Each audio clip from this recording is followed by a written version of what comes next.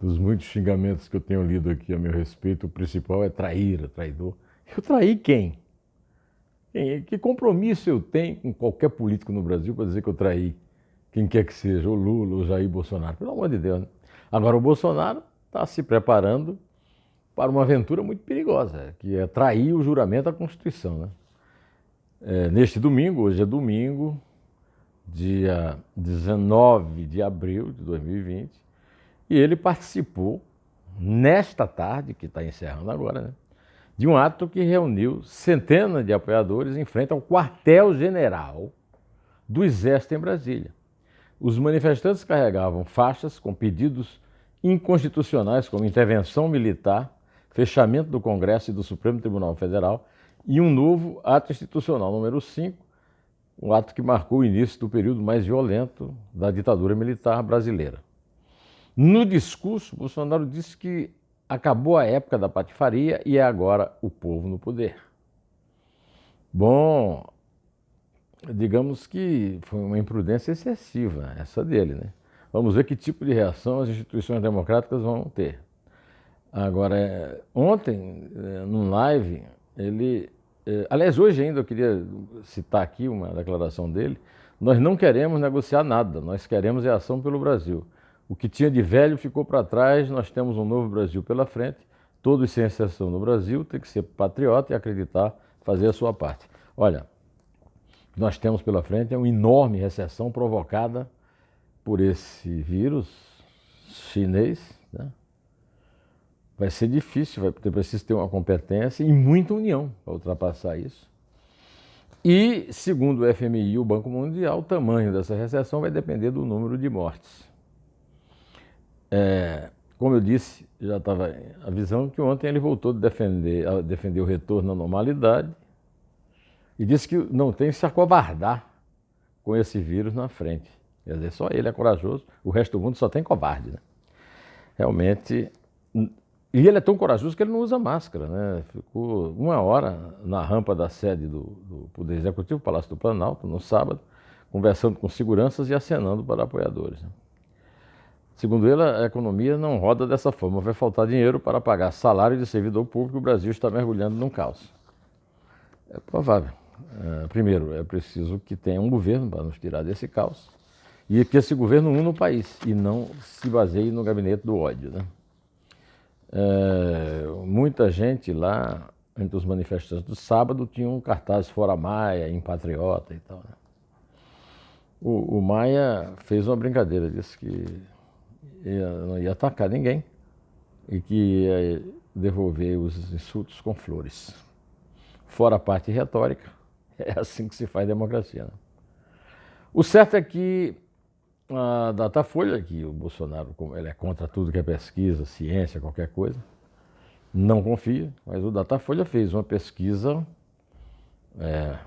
e nessa pesquisa o resultado é que os governadores Wilson Witzel, do Rio, e João Dória, de São Paulo, têm uma atuação muito mais bem avaliada do que a do presidente Jair Bolsonaro. Segundo o Instituto, as ações de Witzel e Dória são aprovadas por 51% e 55% da população, mais do que a maioria, e a de Bolsonaro na crise sanitária é de 28% em São Paulo e 34% no Rio. Acredito em pesquisa quem quiser, não sou obrigado a convencer ninguém, eu mesmo tenho muitas críticas a fazer a pesquisa. Agora, que isso reflete a atitude tresloucada de ficar sozinho contra o mundo, inclusive o Trump, né, que é o grande herói dele, né? Agora, quero dizer que 35% é um número acima, por exemplo, do número do Lula. Ou seja, essa aposta que o Bolsonaro está fazendo e os bolsonaristas de destruírem a direita e a centro-direita para destacar um candidato, que é ele, da ultra-direita, contra um candidato da ultra-esquerda, que é o Lula, é uma tática que está ficando óbvia e pode até ser bem sucedida. Número para isso ele vai ter, né? Se isso aqui permanecer assim até lá, né? Eu destaco a entrevista que a Janaína Pascoal, deputada estadual com 2 milhões de votos em São Paulo, pelo PSL, o partido que apoiou Jair Bolsonaro a presidente, a entrevista que ela deu ao Felipe Moura Brasil, com quem também eu tive a honra de conversar. Ela disse que Muita gente diz para mim, Janaína, você tem que entender que o Bolsonaro está fazendo isso para chegar não sei aonde. Muita gente vê assim, sei lá, algo de muito sábio nas atitudes do presidente. Eu não consigo ver. Para mim é uma grande burrice, porque ele poderia estar liderando esse momento até para coordenar a reabertura em alguns locais. Reabrir em alguns locais não é ruim. A gente pode avaliar a evolução dos números, pode comparar onde está tudo fechado. É uma experiência nova para o mundo todo. Todos nós estamos inseguros sobre quais passos dar. Agora, quando ele adota uma postura de birra, porque para mim ele faz birra, disse ainda Janaína, ele perde todo esse potencial de liderança. É nesse sentido que eu não consigo ver estratégia, eu não consigo ver inteligência. E a falta de estratégia e inteligência é tal que não dá para votar nele em 2022. A Janaína, evidentemente, votou em 2018 no Bolsonaro e foi inclusive cotada para ser vice, mas não aceitou. Foi lembrada, foi consultada, mas não aceitou. Bom, para não dizer que eu só falo mal, o meu filho, que eu disse aqui que é meu instrutor, meu consultor na área de economia, meu filho é empresário, lida bem com o mercado de capitais, me mandou um post de WhatsApp muito interessante, feito por um famoso aí, investidor e empreendedor, que com o sócio, Matt Penks, ele fundou uma plataforma digital de simplificar a compra e venda de imóveis, está muito bem sucedido, e também eles são sócios fundadores da Canary, um fundo de capital de risco brasileiro.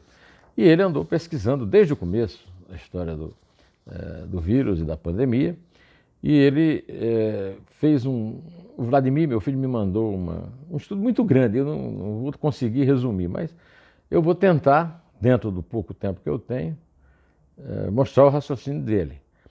Ele se baseia em dados da rede Apvida, maior operadora de saúde do país, com 28 hospitais em 12 estados, mostrando a utilização de leitos de UTI bem abaixo da capacidade de 555 e com pouco crescimento. Além dos 555 leitos da UTI que eles possuem, anunciaram a construção de mais 200 para a Covid-19. Ele também usou, para não ficar num dado só, usou dados do Hospital Albert Einstein, segundo dados informais que circularam no WhatsApp do Boletim Médico Covid-19, mostrando internações estáveis na UTI e tendência de queda em casos confirmados. Segundo ele fala, a leitura dele é que, salvo algumas exceções, Amazonas e Ceará, estados que tiveram taxa de crescimento muito alta, a leitura dele é que, salvo essas exceções, a situação hospitalar está sob relativo controle no Brasil e ele espera que essa realidade não mude para pior nos próximos dias. Ele reconhece que os dados privados não são os que interessam, mas os do SUS, Mas ele acha que a grande preocupação no início da crise era conseguirmos achatar a curva estatística dos casos e dos óbitos para não sobrecarregar nosso sistema de saúde e colocar as vidas de mais pessoas em risco. Eu cito aqui o texto dele, minha leitura, baseado principalmente nos dados que apresentam no primeiro ponto, é que o Brasil conseguiu fazer isso com sucesso, ou seja, conseguiu achatar a tal curva de incidência, a curva estatística, com simplesmente isolamento social. Ele diz que se parece que estamos ao redor de uma média global de 0,7% de taxa de letalidade, bem abaixo dos Estados Unidos, que é de 1,8%. Grande feito do SUS, ele não fala isso, mas eu estou falando. Agora eu vou citar o que ele diz exatamente. Se o isolamento social realmente foi efetivo para achatar a curva e, com isso, não sobrecarregar o nosso sistema de saúde, não podemos relaxar as medidas de isolamento social, mesmo que de forma potencialmente mais amena, por exemplo, com serviços ou indústrias voltando com as suas operações. Para adotar uma medida dessa de flexibilização, de afrouxamento das regras de isolamento social, ele acha que é preciso preparar para testar todo mundo na sua empresa. Cada empresa, testar todos os funcionários. Se o setor privado fizer testes em grande escala, teremos como confirmar muitas das hipóteses que temos sobre a Covid-19, além de conseguir proteger as nossas populações de forma mais efetiva. Estamos comprando os nossos testes na Ilab, startup de Curitiba, né? E aí ele dá o link lá.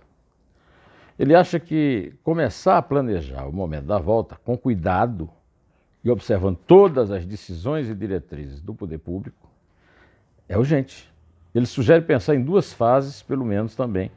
Uma mais restrita, máscaras para todo mundo, cheques de temperatura no escritório, restrições para reuniões, uso de salas, transporte público, entre outros. E uma segunda fase mais frouxa, uma vez que se tem mais dados positivos sobre a situação epidemiológica.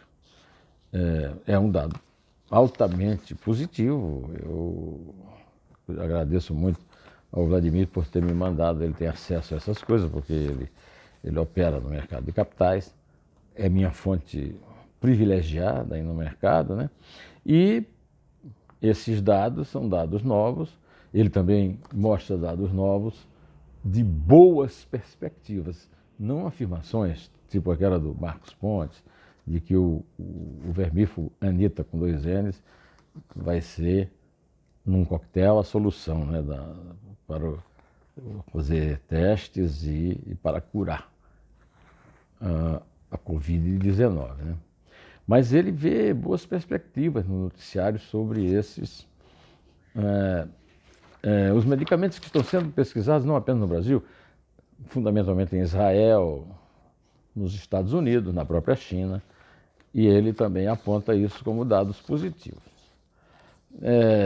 Antes de terminar, eu quero registrar a existência de mais uma carreata, e essa carreata também pedia intervenção militar e pregava o golpe, fechamento do Supremo, fechamento do Congresso, etc. Se houver ainda democrata no Brasil, estava na hora de tomar conta disso. Né? Eu me lembro que eu eu vi, né, várias vezes intervenções na rua, passeatas, em 2013, em 2016, e havia aquela coisa pequena ali de intervencionistas, militaristas, golpistas. Né? Hoje isso está ganhando corpo com o apoio do presidente em frente do quartel-general, né, chamado Forte Apache. Isso é muito preocupante, muito sério, e espero que medidas sejam tomadas para conter isso. O presidente já traiu os antipetistas, já traiu o combate à corrupção. Espero que ele não traia também o juramento que ele fez à Constituição de respeitá-la. Afinal, ele foi eleito por 75 milhões e mais de 700 mil brasileiros. Não foi eleito apenas por esse grupo que faz carreata, inclusive matando gente, impedindo que ambulâncias cheguem aos hospitais na área da Paulista.